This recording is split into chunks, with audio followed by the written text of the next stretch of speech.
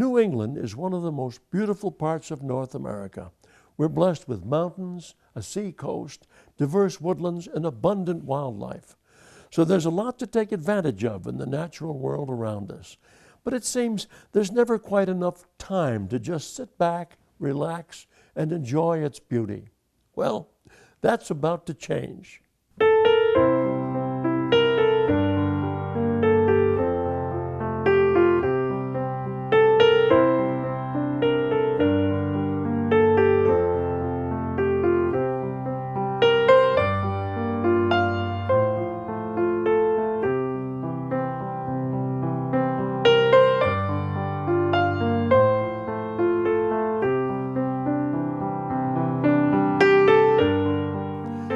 Welcome to Windows to the Wild. I'm Willem Lang. We're presenting a series of programs that record the beauty, diversity, and character of New England's natural world. In the next half hour, we'll treat you to a slice of that natural world as we tag along with a modern-day moose whisperer.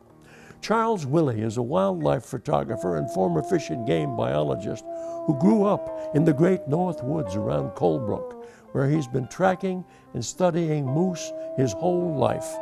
He's good at it. He even manages on occasion to become accepted as part of the herd and witnesses moose behavior most people will never see. So we gave him a video camera and sent him into the woods in search of the wild moose. This is excellent moose habitat. It's a pleasing mixture of softwood and hardwood. Provides abundant browse plus cover.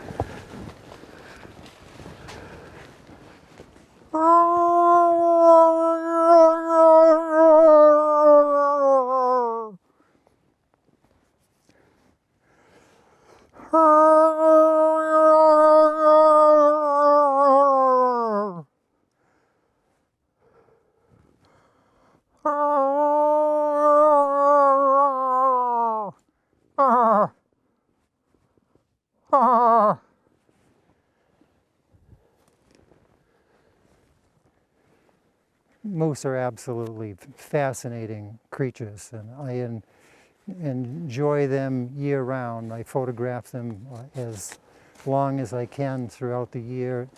The only thing that stops me in the late fall is when the snow depths get so high that they just can't possibly get around again.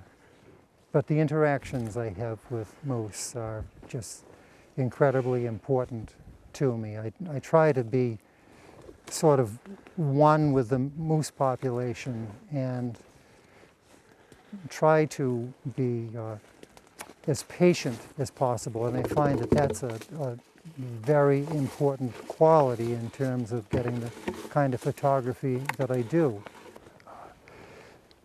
The bulls can tell the size of the bull by the resonance from the antlers. A bigger bull is more apt to respond to a large antler. The smaller bulls to small antlers.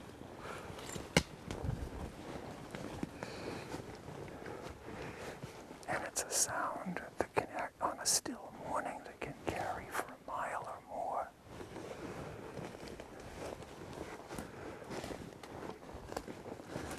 more. I'm trying to think like the moose in many ways, move like the moose very slowly. They actually spend a lot of time standing still and looking around. They're either feeding or standing or bedding. Sometimes it can be very tiring because they don't move, but eventually they will move. And during the times that they do move, then you're able to capture some images you otherwise couldn't get. This tree has more resonance to it.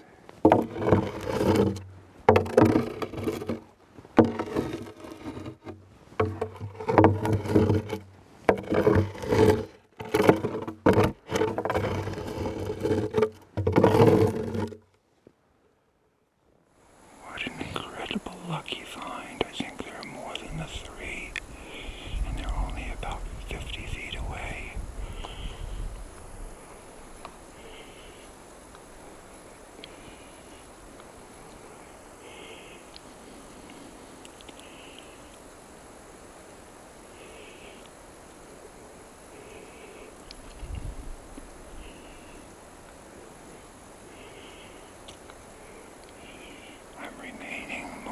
perfectly motionless, and they're accepting me, and I'm completely in the open for them to see.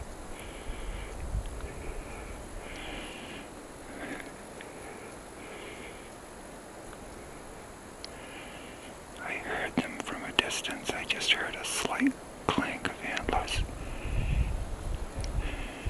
Now the breeze is coming behind me. I don't know if it's going to spoil this opportunity or not. They may accept seeing me, but they may not accept the human smell.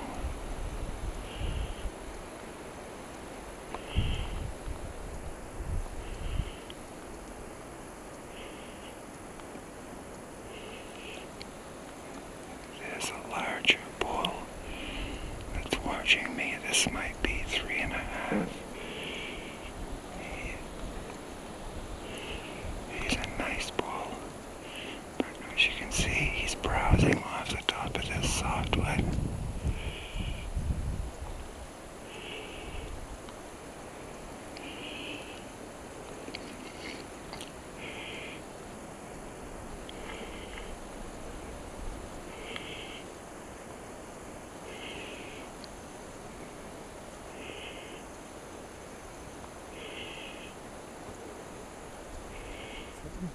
Ethics are an important consideration when you're photographing any animal. It certainly comes into play when you're photographing moose.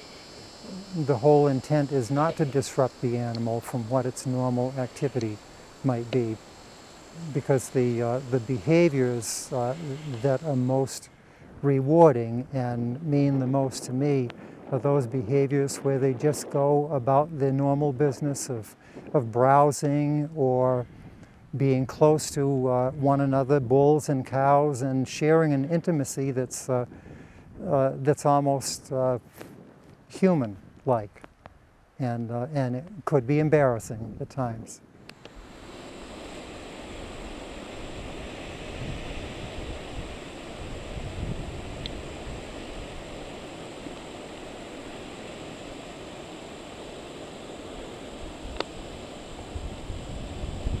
That yearling bull is looking at me and trying to remain steady, so he doesn't panic. Perhaps he'll make me out as a vertical stump.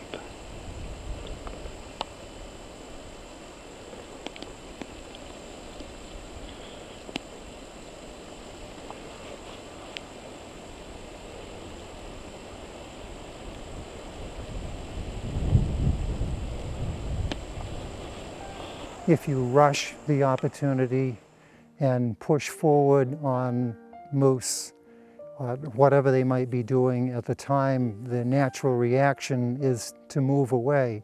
You have to be as quiet as possible, move as slowly as possible, appear to be disinterested in them, and it's produced great benefits for me. I've been able to walk in amongst a group of bulls and have actually been within 50 yards of 3 bulls, 3 pairs of bulls that were actually all sparring at the same time, and they pretty much ignored me, and it was an absolute rare treat. So whereas a lot of people, when they encounter moose in the woods, particularly hunters that encounter moose, bulls more often, they tend to give them a wide berth, and with good reason, because sometimes the bulls can be aggressive. But if you're very calm, move forward slowly, actually talk to the moose. I talk to them, I sing to them softly, and a soft voice makes a really big difference in lowering their fear.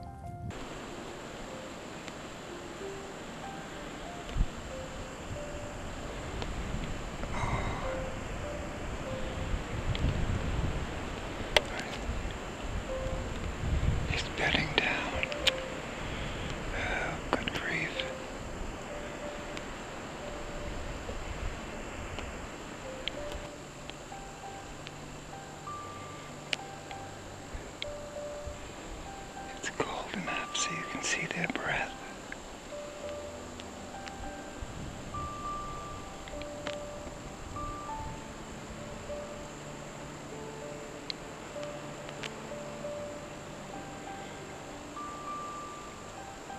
But I have yet to have a moose fail to stop,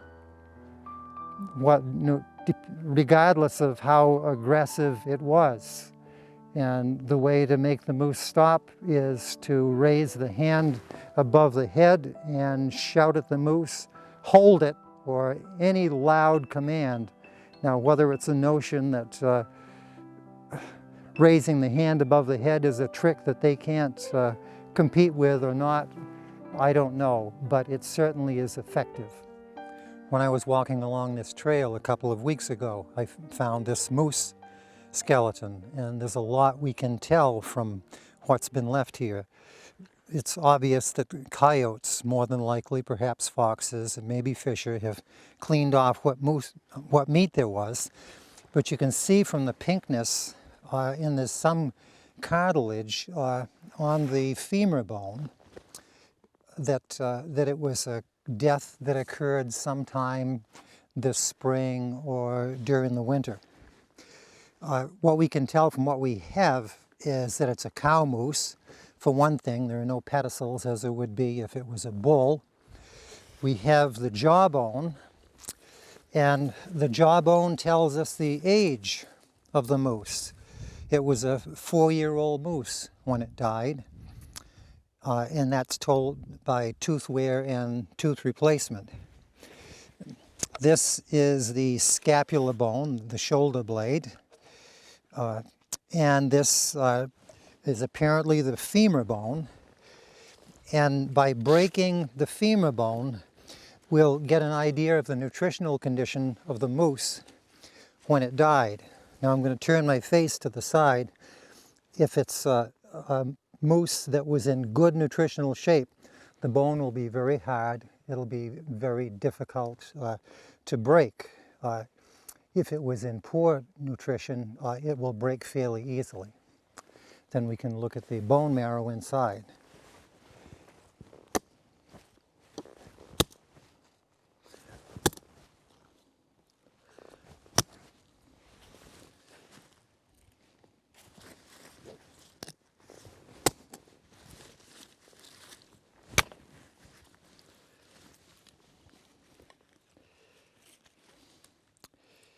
The bone marrow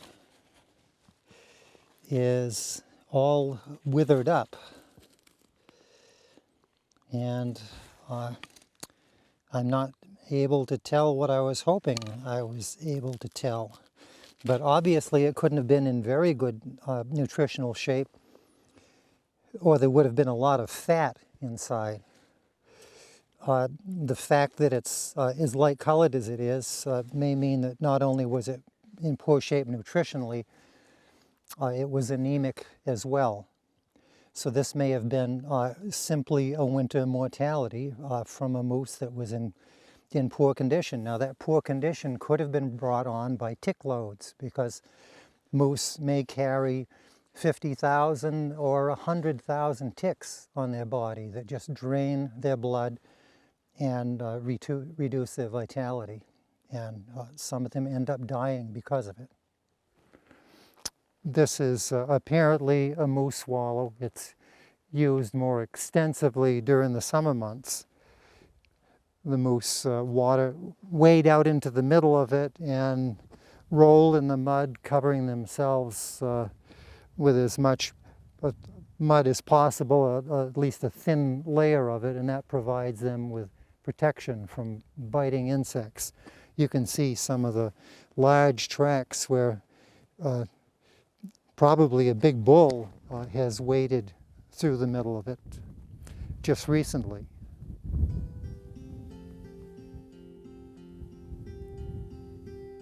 The breeding season for moose is referred to as the rut.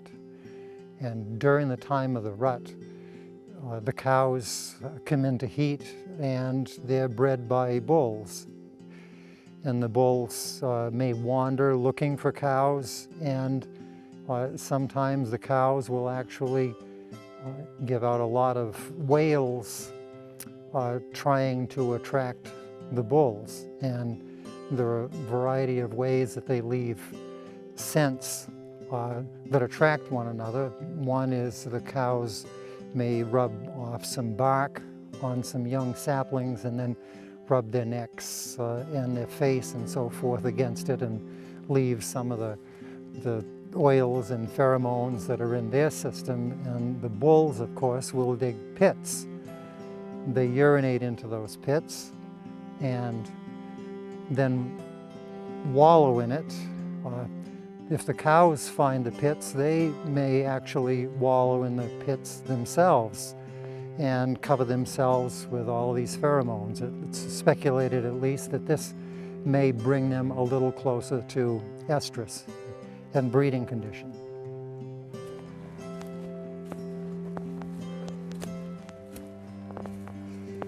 This is the pit that we were looking for.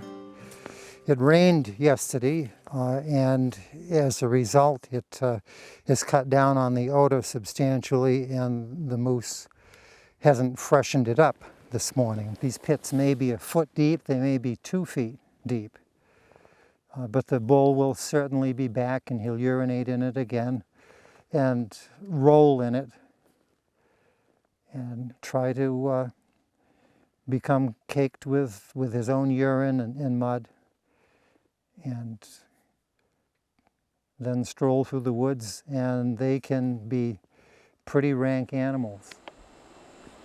They have an incredible scent capability, obviously, far more than we do.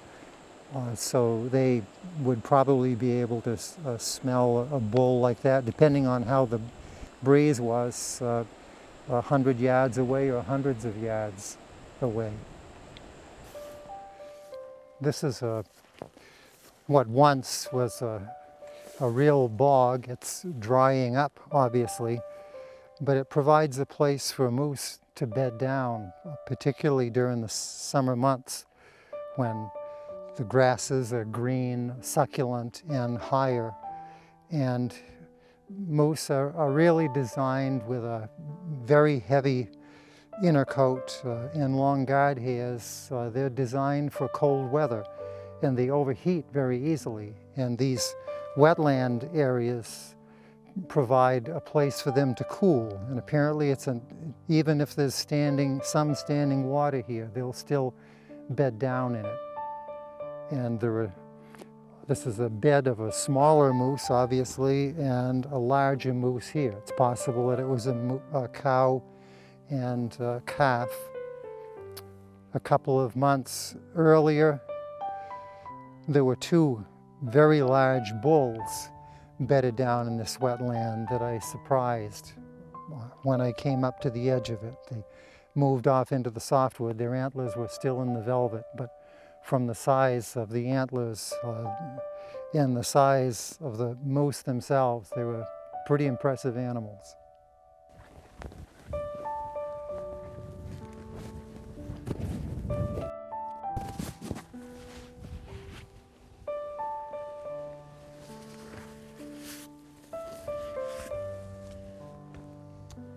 This beaver pond is a very important body of water to a variety of wildlife species, including moose, deer, bears, perhaps otter as they come up through, mink. And there can be an abundance of wildlife activity here if one has the patience to sit in a blind and wait during the course of the day. I'm sure you could see most of those species. There are a variety of trails that come in here, put down by moose and by deer, and they're sort of like wagon spokes. They come from all directions. This just becomes a nucleus of wildlife activity.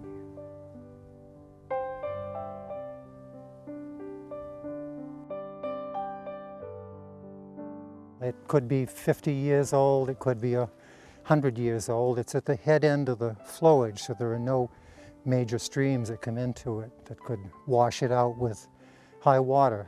And it provides a source of water for moose, and it becomes a focal point in the area for moose, because it may be the best source of water where they can drink copious amounts for a mile or more in each direction. The beaver pond is important to the moose because of the succulent vegetation that grows within it. Moose need to have a balance of potassium and sodium in their diet, and the terrestrial plants have a very high level of potassium, but not a high level of sodium. And in order to get that balance, moose move into wetland areas, they may be ponds, and look for succulent vegetation, because the succulent vegetation has salt levels that are 4 to 10 times higher than what they are in the terrestrial vegetation. So it provides the kind of balance that they need. It also provides micronutrients. As you can see, the moose have been feeding, consuming a little bit of the mud in here, and the copious amount of tracks indicate that it's a pretty busy place. And it's likely that there are some salts or some micronutrients in that soil that we don't know about, but the moose do. These are a couple of softwood trees that have been rubbed by bulls.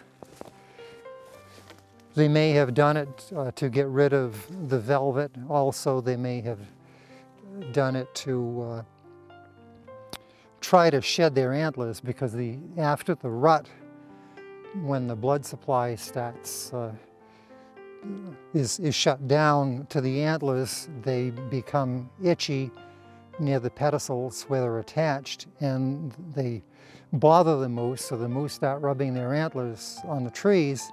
Eventually, the antlers drop off, but in the process, they can end up doing a considerable damage to the trees that they've rubbed against. In this case, one can see that they've killed both of these softwood trees. Admittedly, they're not very large trees. One's about 6 inches and the other's about 8 inches DBH, but nevertheless, if they circle around it enough, they can kill all that growth, young growth in the tree. I've been photographing moose rather intensively for approximately 15 years, spend a considerable amount of time in the higher elevations during the fall, during the months of September, October, and November. And during that time period, I've had a variety of interactions with moose, some extremely pleasant and others not so. I've had a cow that was intent on killing me. Whether it was partly affected by brainworm or not, I don't know. I also had a bull that charged me. That was a younger bull, and in fact the younger bulls are the ones that pose the greatest risk. The adult bulls apparently are familiar enough with humans, and they've gained enough knowledge over the years so that they know that humans are to be avoided. Young bulls, on the other hand, are sort of like teenagers, and they think they know just about all there is to know. And it's the young bulls that can turn quite aggressive. You couldn't possibly outrun one. Probably if you had a bull that was harassing you, the easiest thing is to try to get a tree between you and the bull and walk away from it. I keep coming back for more. It's a lot of work, but I love it.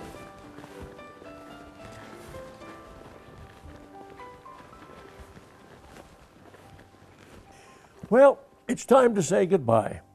But first, I'd like to thank Charles Willey for taking us into his world and sharing with us his passion for the wild moose. And thank you for joining us. If you have any ideas for new adventures that you think we should explore, please let us hear from you. I'm Willem Lang, and I hope to see you again on Windows to the Wild.